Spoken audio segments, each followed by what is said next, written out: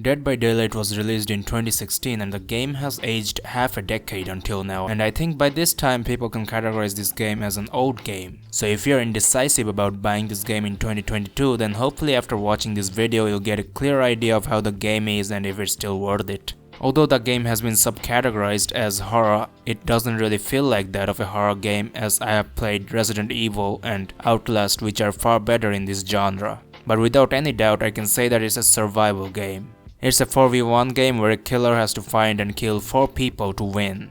On the other hand, the survivors have to escape the map to win and defeat the killer. You can kill a match as a killer or you can kill as one of the 4 survivors.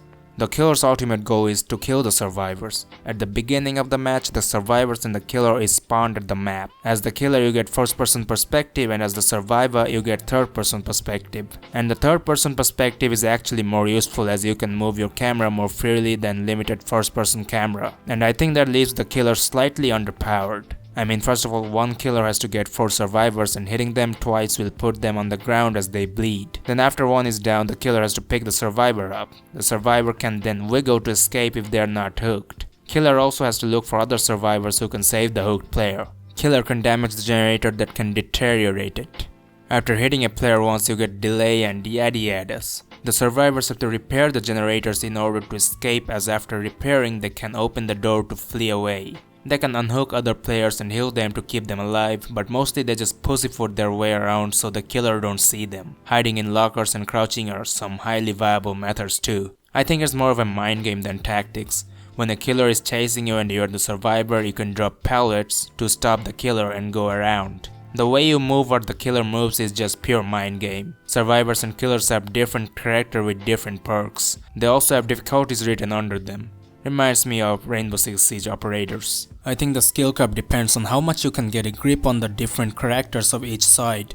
Their perks and abilities varies, but I think they are not too hard to master. You don't have to focus that much on their skills because the main mechanic of the game is composed of, if you are the survivor, is hiding from the killer, repairing generators and escape. If you are the killer, then you just have to kill all the survivors and stop them from escaping. There's a tutorial for both the survivor and the killer and it is highly recommended as it teaches the nuts and bolts of the game. It's pretty easy to understand. I think it teaches all the basics you need and also has 2 bot matches for practice, so I really suggest you to complete the tutorial. So now the question that remains is if this game is still worth it in 2022. This game has a high player count, averaging about more than 40,000 players.